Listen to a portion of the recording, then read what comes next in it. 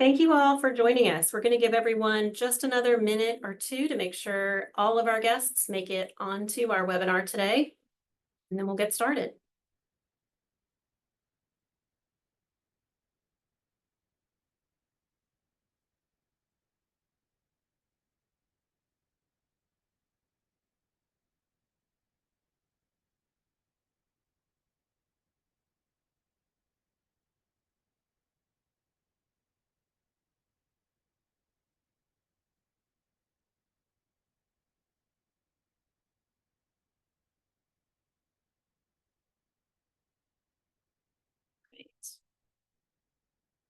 I'm going to go ahead and kick us off.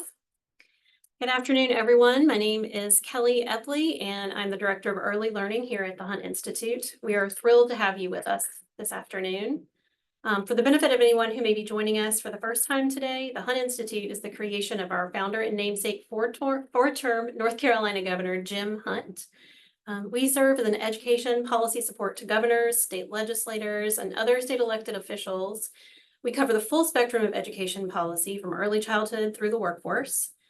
In our Early Efforts series, we focus on the early childhood portion of this continuum and are excited to welcome a terrific panel today for an important conversation about creating inclusive classrooms that meet the needs of all children. We're excited to be joined today by Prenatal to 3 Policy Impact Center's Dr. Cynthia Osborne, Executive Director and Professor of Early Childhood Education and Policy at Peabody College at Vanderbilt University. We're also joined by Dr. Alex Haralambidis, Director of Data and Analytics, and their special guest, Dan O'Brien, Policy Manager of Education and Family Stability at Children First Pennsylvania. Thrilled to have you all. The Prenatal to 3 Policy Impact Center empowers states with rigorous evidence to implement effective and equitable policies that ensure all children thrive from the start. Based in Vanderbilt University's Peabody College and led by Dr. Cynthia Osborne, their team of researchers and nonpartisan policy experts work directly with state leaders to achieve their goals for child and parent well-being, as well as the health, safety, and prosperity of communities. Today's webinar will be formatted a little differently. Dr. Osborne will be acting as our moderator. Before we begin, I just want to go over a few quick housekeeping items. Later in the hour, we will share some of your questions with the panel, or you may be able to ask questions directly with the panel. If you would like to contribute a question, please use the Q&A function in the Zoom toolbar. Also, please note that today's session is closed captioned. You can also access those settings at the bottom of your screen. And finally, you'll be able to find the recording of today's webinar on our YouTube channel within the next few days. With that, I'm going to turn it over to Dr. Osborne to get us started. Well, thank you, Kelly. I really appreciate it and really appreciate the opportunity to work with the Hunt Institute, and the work that you all do is just so valuable to the field, and to be able to partner with you in these ways, we're just very grateful for that opportunity. I'm going to share my screen and go through some slides, and my colleague Alex will also speak from the same slide deck, and then our colleague Dan O'Brien is going to come in and really share from his practical experience. So, and just as a little heads up, our title is a little different than what you mentioned there, Kelly, so I hope I'm not surprising anyone. But we are actually going to be talking more about how state level policies intersect to really create resources for families. And we're going to spend a particular amount of time looking at paid family leave policies, which are one of the most effective policies that states can implement to help all children thrive from the start. And it's also a policy that dozens of states are considering. And so it's important that we talk about a successful campaign, or nearly successful campaign in Pennsylvania as well. So again, thank you so much for having us here, and excited to talk with you today. As Kelly mentioned, the whole purpose of the Policy Impact Center is to be a resource for states to help you meet your policy goals. We are a nonpartisan research center, and all of our work is built on the science of the developing child that tells us how important those first 3 years of development are beginning prenatally up to age 3. We know that that is the time period in which the brain is developing most rapidly, and it's very sensitive to our environment. And it really lays the foundation for all subsequent health and well-being. So we built on all of that science and operationalized that into these 8 prenatal to 3 policy goals. These are the conditions that if we could create these conditions for all children and their parents, and their caregivers, that we would really have an environment that meets children's needs and ensures that they are meeting their optimal potential.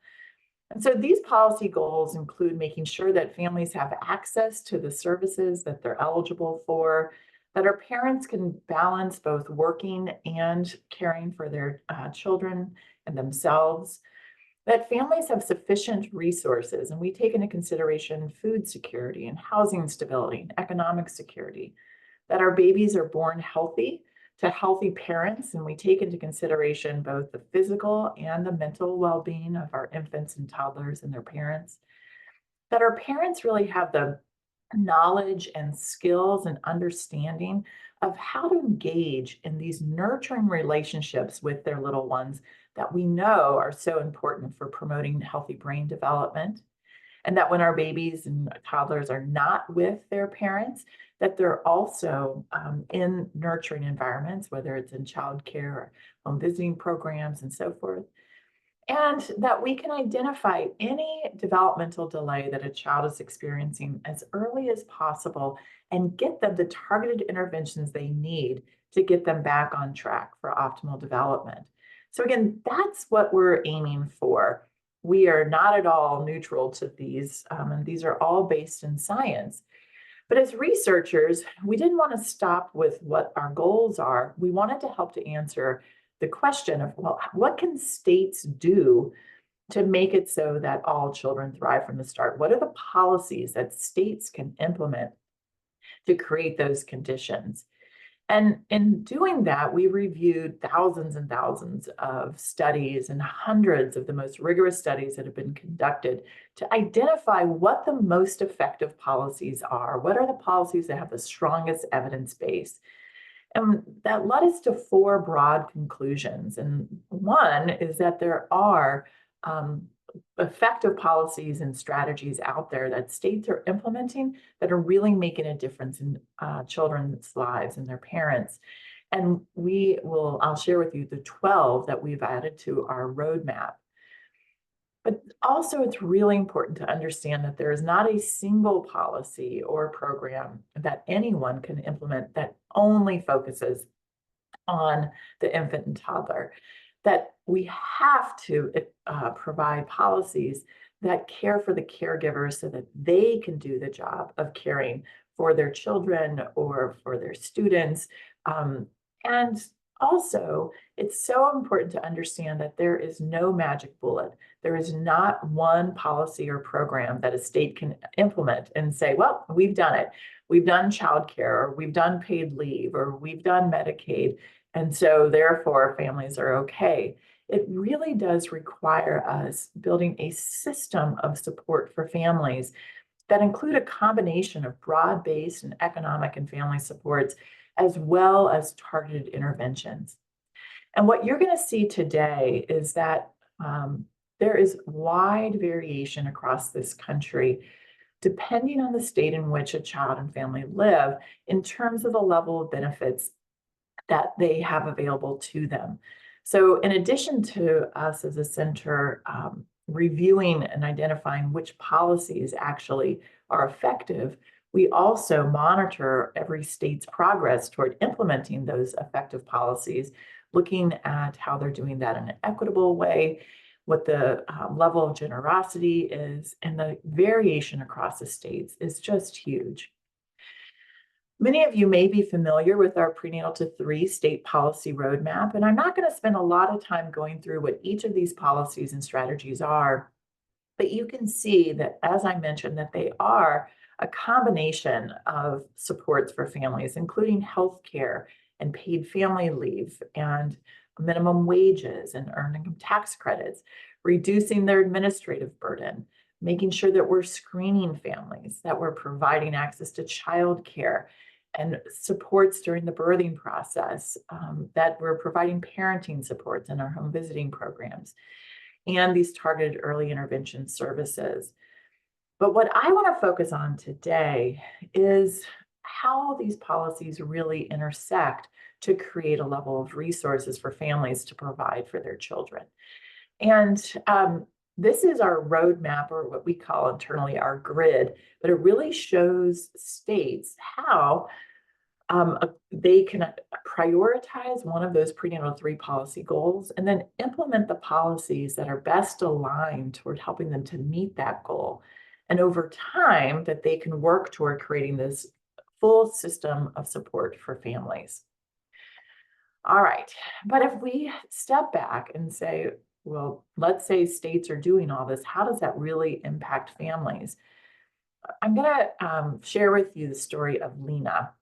And Lena is a stylized mom that we have created so that we can really show you and illustrate to you how these policies intersect with one another. She's a single mother and she has an infant and a toddler. And Lena works full-time all year round at a minimum wage job. And unlike a lot of folks in states, she actually applies for and receives all the benefits that she's eligible for. And she files her taxes, so that means that she gets any credits that she's also eligible for. Because she's just had a baby, then she took 12 weeks of leave following her infant's birth. She is actually eligible for the federal Family Medical Leave Act of 12 weeks of unpaid leave. And if she lives in a state with paid leave, then she gets that benefit as well. And in order to work, she sends her children to center-based childcare, and that center charges the 75th percentile of the market rate. I can go into more detail about what that means, but this is what the federal government calls the equal access target, and it allows us to have some basis of comparison across all states. So Lena, really the level of benefits that she is available to her varies considerably based on the state in which she lives.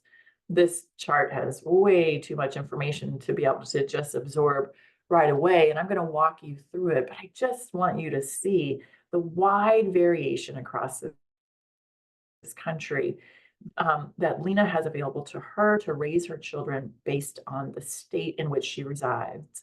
So if she lives in the District of Columbia, she has nearly $49,000 in resources. And doing the exact same thing, living in Georgia, she has just over $20,000 in resources.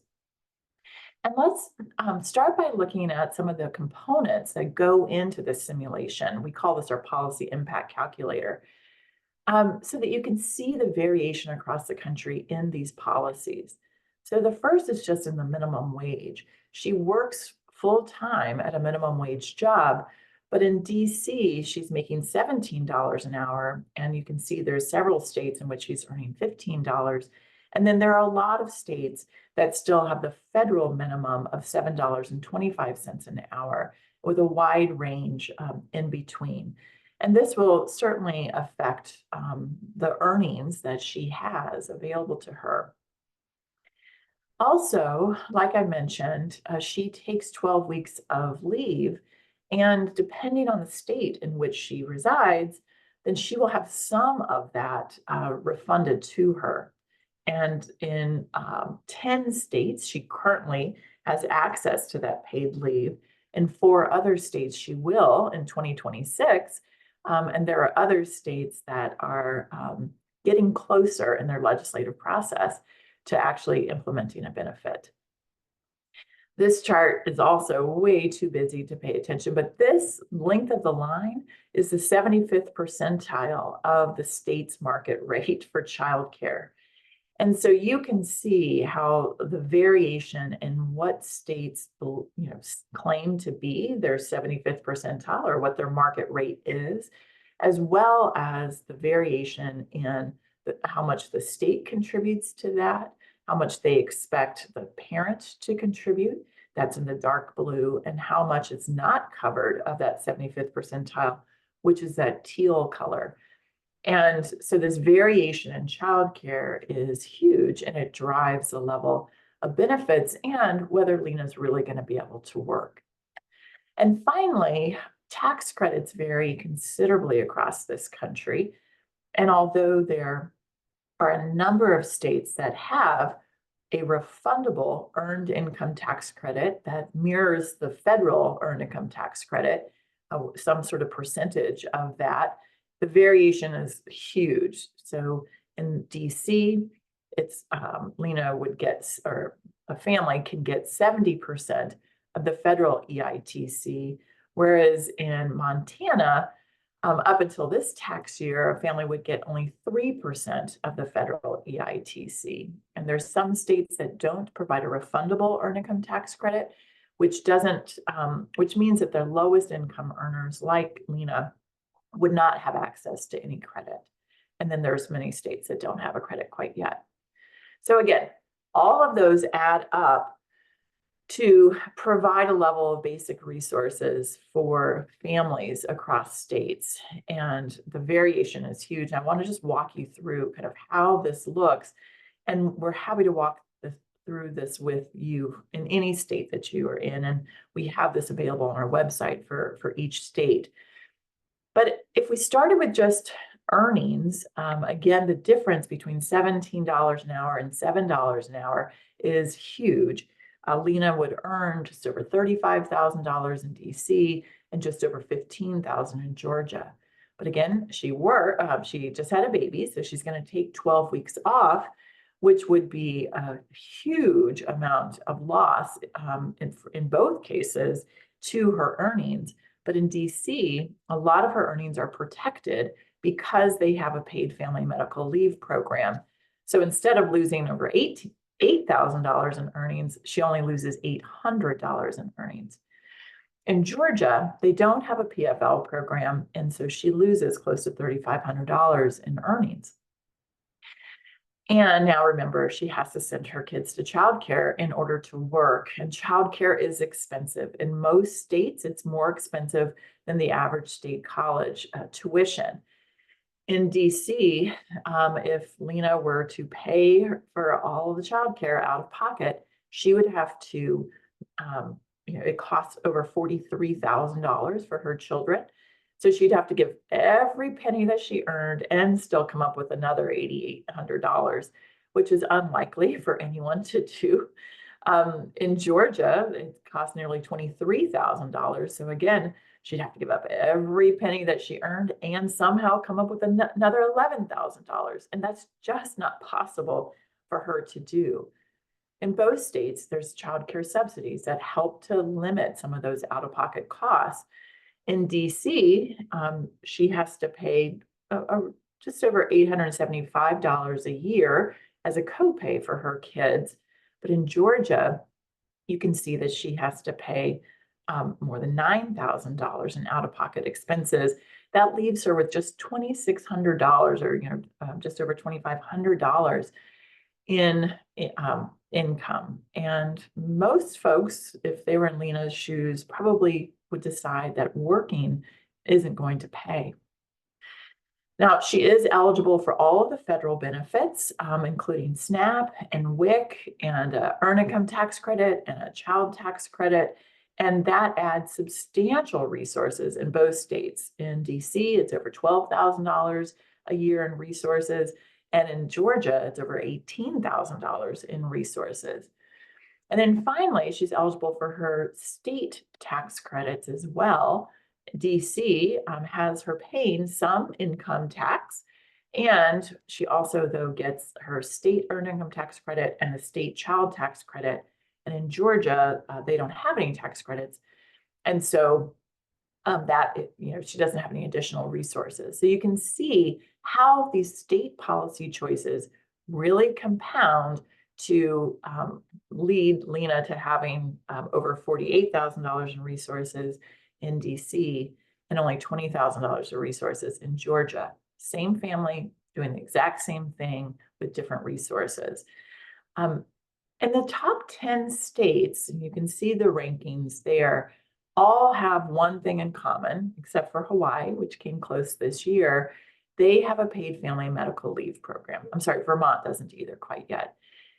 And we wanted to go into greater depth now to help you to understand why families are, or excuse me, why states are so interested in passing paid family medical leave programs, because they are such an important resource and benefit for families. What I'm going to focus on is bonding leave. It's the time period following a birth or adoption or foster placement of a child that both the parent who had the child and the other parent can have time off to bond and heal if you've had the child, and really connect with that child. And as I mentioned, there are 10 states in which they actually have already started to implement paid family leave. Colorado was the 10th state that just started this past January. And Delaware, Maine, Maryland, and Minnesota are all going to be implementing the program in 2026. And we will see which state is going to be the 15th state. And the reason that they're doing it is because it works. It's one of the most pro-work policies that we have, meaning that families, especially the person who had the child, is much more likely to return to their pre-birth employment. They're more likely to be working. And it's also one of the biggest anti-poverty policies that we have. It reduces poverty, it increases resources in the household. And it also reduces other things associated with material hardship, like food insecurity. It's also linked to a reduction in infant mortality, that part of infant mortality that occurs after the first 28 days. So it's not about the pregnancy-related infant mortality, but it's about the infant mortality that we can reduce by allowing families a longer time to bond and attach with their children. It's associated with better health for the parents and better interactions between the child and the parent. And it leads to better increases in behaviors that families want to engage in. So breastfeeding or immunizing their children. And it's associated or causally linked to a reduction in child maltreatment, particularly abusive head trauma. So, it really meets so many different needs that states have. But as we showed, the benefits that individual families have available to them varies considerably. A family in Rhode Island who's earning the national median income would just get about $4,100 a year in paid leave benefits, or each time that they would have a child. Now, Rhode Island did just increase that to 8 weeks, so good for them, and that will be starting shortly. But that same family in Oregon would have nearly $12,000 in benefits because of several different factors. And one is just the number of weeks that the family has available to them to take off that is paid. And it varies right now, as you saw, between 6 weeks of leave, and for most states, it's 12 weeks of leave. In many states, you're able to add that on top of 6 to 8 weeks of medical leave for the parent who just had who gave birth to the child. And so, the length of leave varies quite considerably. And the wage replacement rate varies. And I'm not going to go into all the detail here. It gets a little bit wonky. It's stuff that I love to talk about. But the way that states decide to replace the wages for families varies considerably. So if you think of that kind of lowest income family, it varies between 60% of the replaced wages up to 100% in Oregon, and a huge variation throughout. And so that means that for every parent, or for almost every family, they're losing something. In Oregon, the lowest income family doesn't, but if we compare to the national median wage, everyone's losing something, but a lot of families are losing a lot more. than others. And an important thing about paid leave to remember is that it is a benefit that is actually paid by the employee. It is something that in some states, both the employee, the worker, and the employer share the cost. In some, it's just the employee, and DC is the only one in which it's fully funded by the employer. But it is a contribution from your wages. It's like Social Security or unemployment insurance. It is a social insurance program. And so families are paying into it. It's a benefit that they acquire, that they accumulate because they have all been paying into it. And they pay just a small portion of their wages, but it gives them a huge level of benefits when they need it the most. So I'm going to stop there. I've given you kind of the nuts and bolts of why it's so important to think about policies for families and some of the background on paid family leave. My colleague Alex is going to walk you through what we've done for states to really look at what the benefit to cost ratios are for paid family leave. And specifically, we looked at Pennsylvania. So Alex, I'm going to turn it over to you now. Thank you, Cynthia. Good afternoon, everyone. My name is Alex Haralamputis, and I have the privilege of being the director of the data and analytics team at the Prenatal to 3 Policy Impact Center. And I've really enjoyed working with a great team of researchers over the past several months to look at the benefit and cost of paid family leave as it's been proposed in Pennsylvania. So specifically, we were modeling in the House, Bill number 181, and in the Senate, Bill 580, which are very similar in what they're proposing. And that is 20 weeks of leave following birth, but also medical events. And as Cynthia said, we're really focusing narrowly today on the bonding leave, so leave following a birth. A payroll contribution of 1%, which as you just saw is really in line with what families or workers are paying in other states. And a wage replacement to determine that benefit that's actually exactly the same as what's been done in Washington and Colorado. And again, this is very wonky stuff. And so I think it's really helpful to put it in context of what the average worker would experience. So in Pennsylvania, the average worker earns about $43,000 a year. And so under a paid family and medical leave program, they'd contribute about $4 a week through their paycheck. It would be automatically withheld. And under an approved leave, they'd receive a benefit of $721 a week. Again, as Cynthia said, during a time when these resources are very crucial. And over the maximum 20 weeks of leave they could take, that amounts to over $14,000 in benefits. Next slide, please. Thank you. And just click once more. We're building on a ton of rigorous research, right? So as Cynthia talked about, our review that builds the foundation of our policy roadmap, there is a ton of research that establishes that paid family leave is really beneficial for families with young children and helps them really thrive from the start. And so our benefit cost analysis looks at these studies again, and we think really critically about the methods each one uses to make sure they establish that causal link that paid family leave impacts these outcomes, and that the effect they find in this study would hold up in other states under other circumstances. Additionally, we thought long and hard about what this result might look like in Pennsylvania.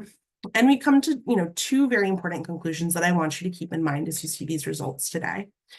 So first, we believe our benefit cost analysis is a really conservative estimate of the benefits of paid family leave in Pennsylvania, because almost all rigorous research on paid family leave is based off of California. And California actually had a 6-week medical leave in place for a long time before they expanded the benefit, which is what a lot of the research looked at. It's very different for Pennsylvania to think about going from having no paid leave guaranteed to workers, so 0 weeks, to 20 weeks, right? And so every time we're estimating these impacts, it's actually very likely much larger in Pennsylvania. Again, I just want to caveat that we're looking just at bonding leave. It's another limitation of this existing research that it's really focused on the bonding leave portion. Certainly medical leave is crucial for families and there's a lot of benefits of it. And, you know, politically, there's a lot of reasons they get passed together, which I'm sure Dan can speak to, and we'll be happy to talk about that more during Q&A as well. So moving on, first we calculate the cost to the state, right? And there is no cost to the state. There's certainly costs, right, to workers and employers, but, you know, it's really crucial for states to understand that enacting paid family and medical leave is budget neutral, right? There are payroll contributions from employees and in some states employers, and that funds the program, including the benefits paid out and the administrative costs, which are usually about 7% of the total program cost. And then every year, the state looks at the amount of money put in, and any additional money that's available sustains the program and goes on to lower future contributions from workers. I think it's also important to point out in Pennsylvania and other states, they've already adopted paid family medical leave for state employees, which is actually one of the, you know, the more expensive things states can do because they're the employer in that situation and they're shouldering that cost. So expanding to a more universal program, again, is budget neutral. So now that we've talked about, you know, those costs, I love to demystify how we calculate a benefit a little bit. And we can all just pretend we're economists for a moment together. We start on the left with a study, again, that's rigorous, that we believe really establishes this link between the policy and the outcome we're looking at. And as Cynthia mentioned earlier, it's been established that paid family leave reduces food insecurity. So a home having enough food for everyone to eat. Specifically, the study finds that paid family leave reduces food insecurity by 64%. So then what we have to do is kind of adjust this effect for the Pennsylvania context, right? Here's this study done in California. What would the effect look like in Pennsylvania, given their current rate of food insecurity and other factors?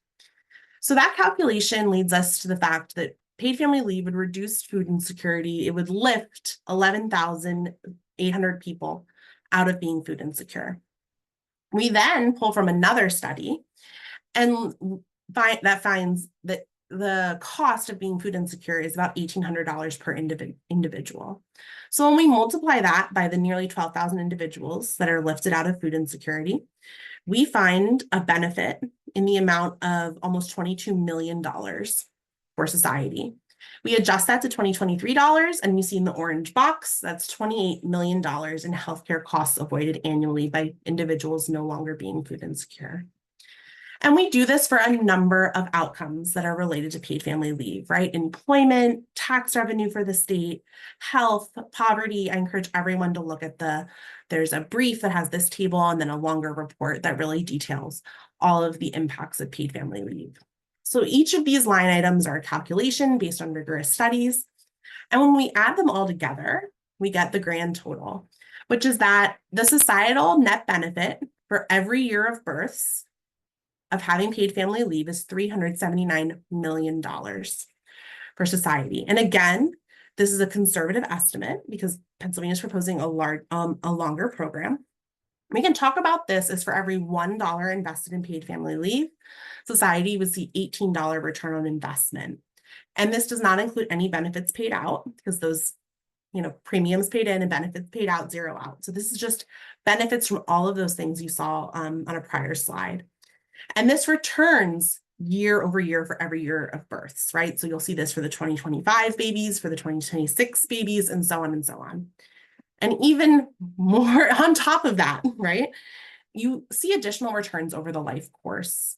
And because there are big dividends for early investments, when we look over the life course of this year of babies born, we see $1.7 billion in net benefit for society. Now we can break this down a few different ways. So we can think about the two players here who are the biggest beneficiaries of a paid family medical leave program or bonding leave specifically. And that is the state, right? And here we find that Pennsylvania has about $808 million in net benefits. And then also working families who actually are taking the leave in that year see net benefits of $683 million.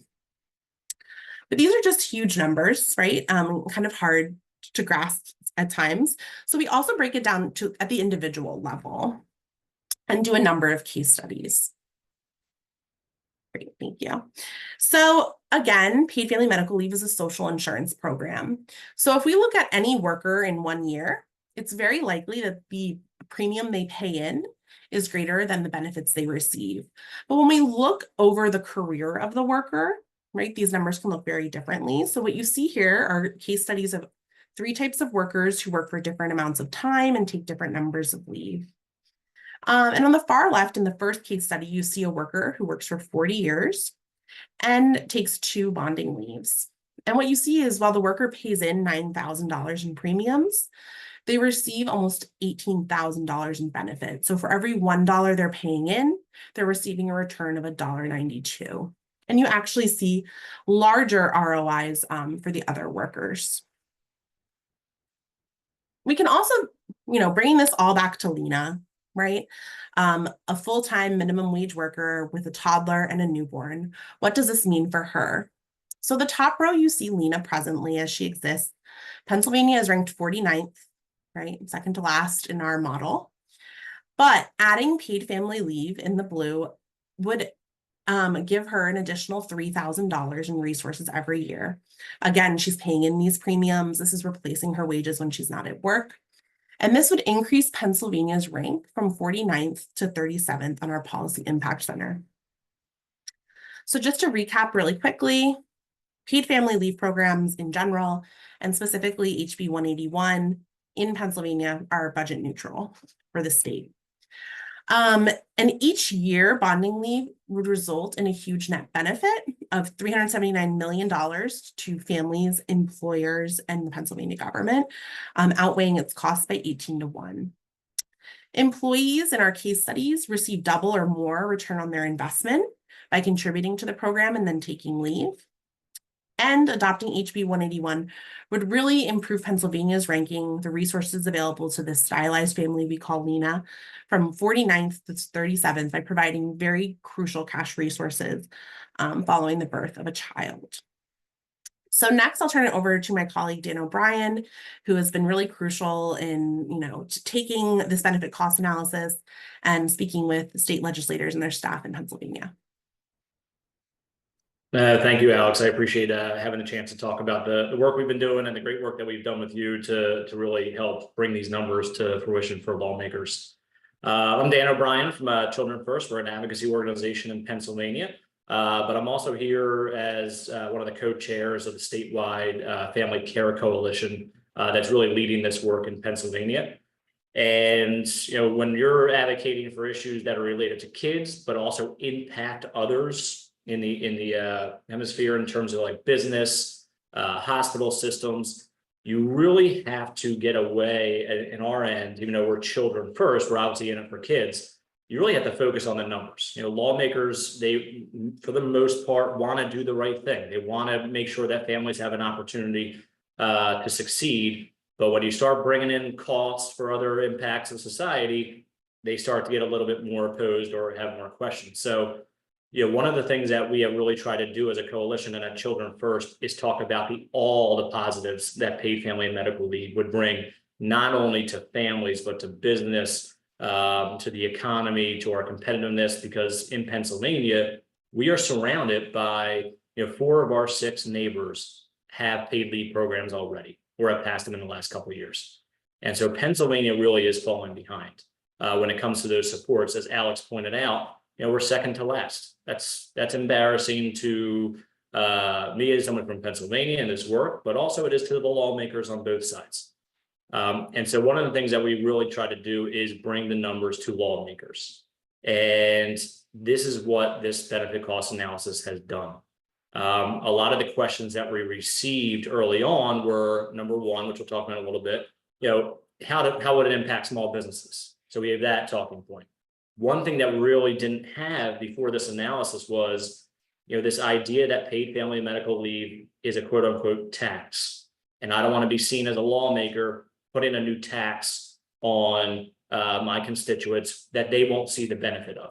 And we just know, for the folks that are on this call and around the country that have worked on paid leave, We know that people will see the benefits of this, and it's not a tax. And so we've been trying to really work through that narrative of really squashing the idea that this is a tax and nobody will receive benefits from, and really breaking down the numbers so lawmakers that are concerned can see what their constituents will get out of this. And so this benefit cost analysis has changed the game for us. You know, we are in an odd position in Pennsylvania. We are a purple state, so we have a Democratic governor. We have a Democratic controlled House by 1 seat, and they just took it over in the last year and a half. And then we have a Republican controlled Senate by 5 seats. We have to work in a bipartisan fashion.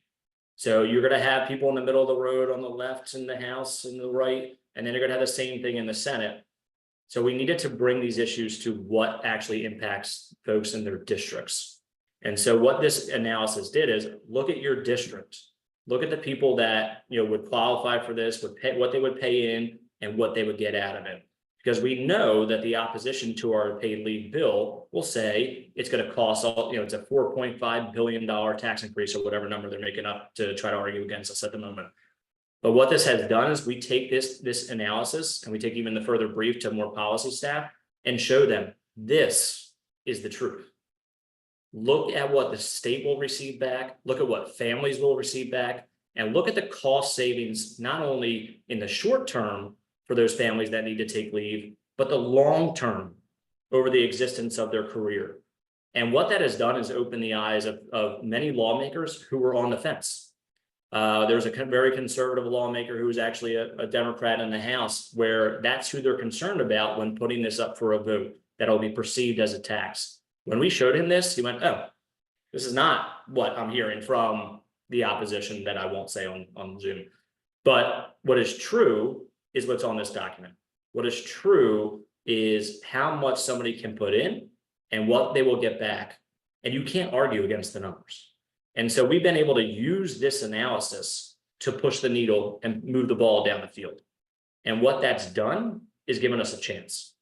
And what that has done is make the conversation about truth and not about this misperceived notion about what this program would cost and whatnot. So what lawmakers have told us is, honestly, thank you, the good ones.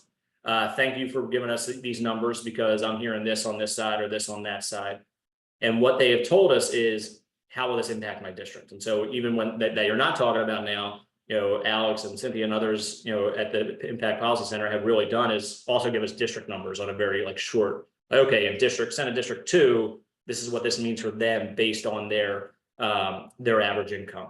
And so what we've been able to do is really create a serious conversation with this. Dan, thank you. And this isn't meant to be an infomercial for our benefit. No, it's not. But I really appreciate hearing how you've used it, and you guys are so strategic and know how to use such important ways. And we're, you know, we found that this sort of tool is what really changes the game for states. Can you expand though a little bit more? You guys have really been successful this year, and you've had this tool, but you've also kind of sought out different partners that one may not expect, from the business community to farmers and so forth. Can you talk about how you have strategically aligned yourself with others in the state who are also kind of pushing for this policy, or how you kind of negotiated any of those sorts of kind of opportunities to get more folks on your team, so to speak? Yeah, yes.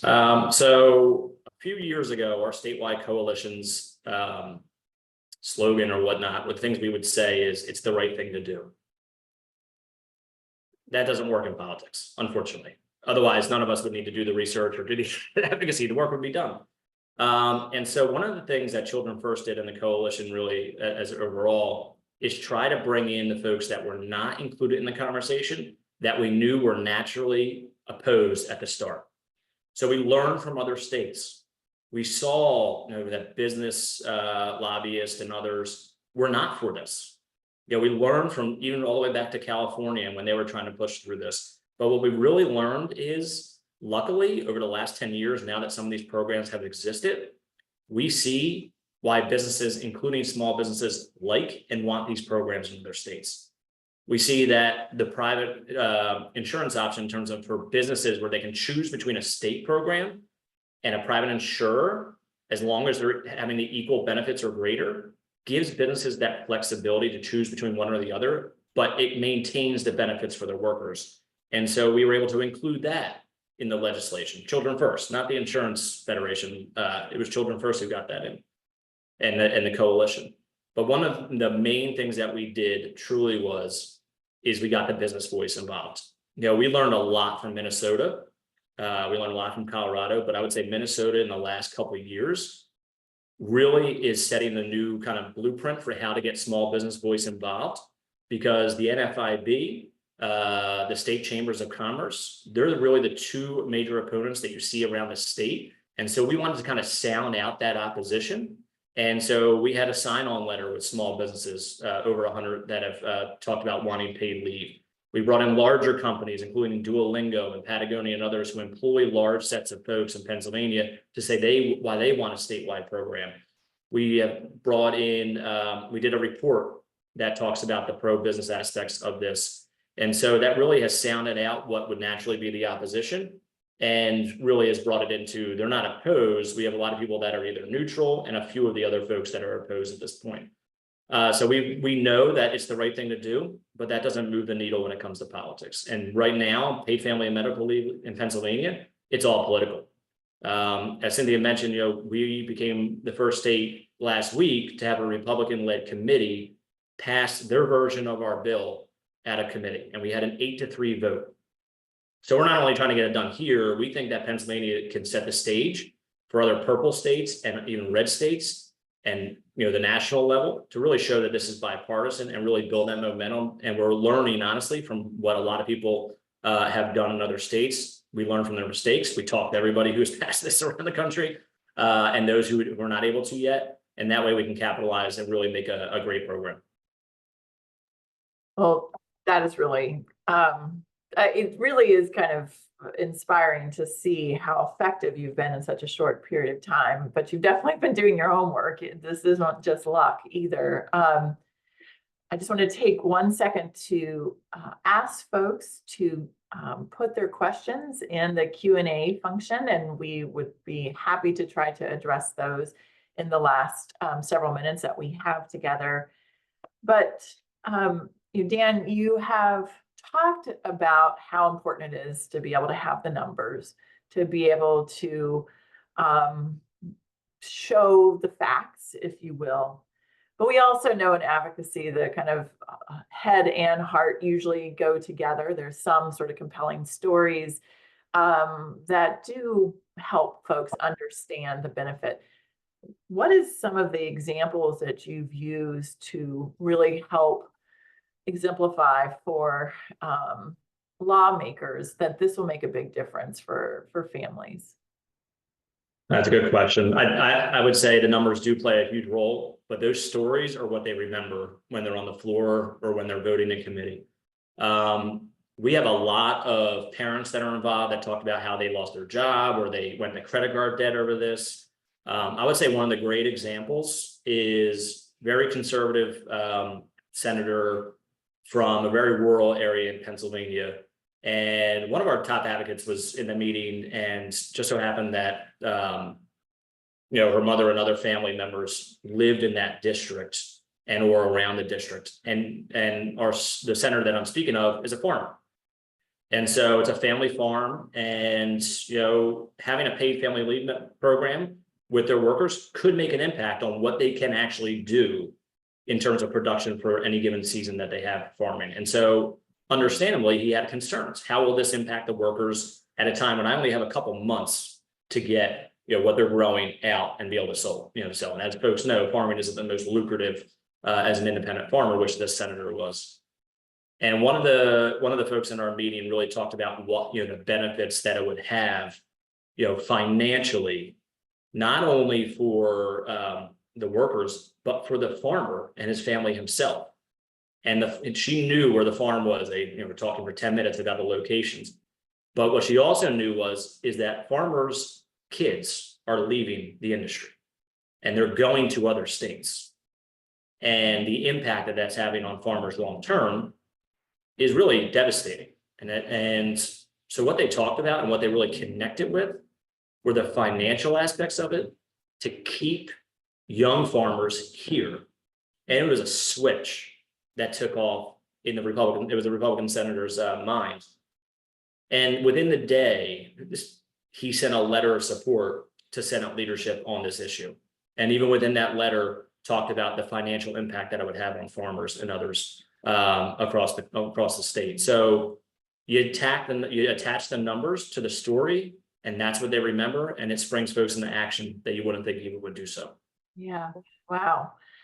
I think that's such an important one too, to think of both small businesses and rural families, and, you know, the fact that kids are having a hard time having kids now, young people, my children's age, having a hard time having kids, that these are things that really resonate with so many lawmakers, can see the struggles. And so to be able to show how that will make a difference, I think is so important.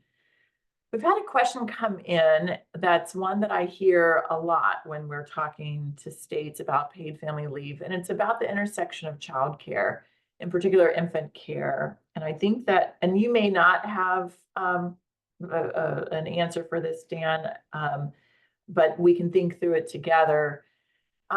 There's typically two concerns that folks who are advocating for childcare or who are running childcare businesses have.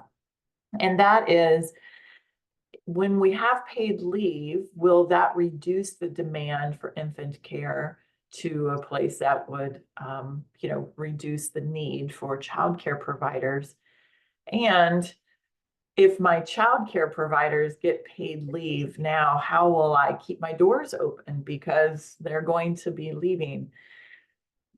And I think that to the second question, I get asked this a lot from small businesses all over, and I just have to remind everyone, they're already having babies and they're already leaving. They're just not coming back, right? We're not, it's affecting businesses already. I don't know if Pennsylvania has kind of written anything in, but to be able to provide, support for some places with temporary workers, with, there are some states that provide tax breaks for small businesses so that they can hire temporary workers and so forth. The workforce is very difficult right now as it is. And then the first part of, is it going to reduce demand? I think it's an important thing to keep in mind. One, that right now, most childcare centers will not accept, any infant younger than 6 weeks, which is what we know, and that families are on wait lists for a year for infant slots, right? That as soon as you find out you're pregnant, that there are wait lists already. Centers are really struggling to keep their infant programs alive, and it's not something that we should dismiss as if it's not an issue. And I'd love to hear the conversations, because you guys are obviously huge advocates for childcare in Pennsylvania too. But how did you kind of deal with that? And there's also a part, yes, universal pre-K is another, probably a much larger threat to the kind of childcare subsidies, in terms of if all of those leave our childcare centers like that, that is where it keeps the money coming in. But not to minimize this problem, but can you address any way that you guys have dealt with it? Yeah, they're all connected. I mean, they're all connected. I mean, you mentioned a couple of the things that we have discussed with childcare providers, and the fact that, most of the time they're not taking children below, 6 weeks, and this is really a connection. But this and access to childcare keep people in the workforce, period. And if people are leaving the workforce, they are not going to be seeking out childcare eventually when they go back to work. And so we have not had a whole lot of pushback in terms of from the childcare industry. It's more of like the question you said you asked about, how will the centers themselves be able to maintain staff if they are going to have, if somebody's going to take leave and whatnot. And what those conversations have led to is the fact that we need people to stay in the childcare workforce. And there are so many other reasons right now, mostly lack of pay and benefits, that they're leaving. And this actually helps to level the playing field for them long term. Because Target, Walmart, Starbucks, all these companies are either beginning or already have begun to have paid leave for their workers, even the folks that are in the retail stores themselves. And that's where a lot of childcare educators are leaving to, because they're trying to look for that next paycheck because they have to, due to the lack of funding that they have now. And so what that has done, and I think it's never an either or, it's a part of the conversation that we have with not only childcare providers, but lawmakers. This is an all-encompassing effort to ensure that every kid has an opportunity to succeed, whether he grows up in an impoverished area or they grow up in a rural area or a suburban area. That's what all of these programs are connected. And the fact that you have, as you mentioned, Pennsylvania is 49th. I will repeat that, 49th in the country when it comes to really truly investing in families.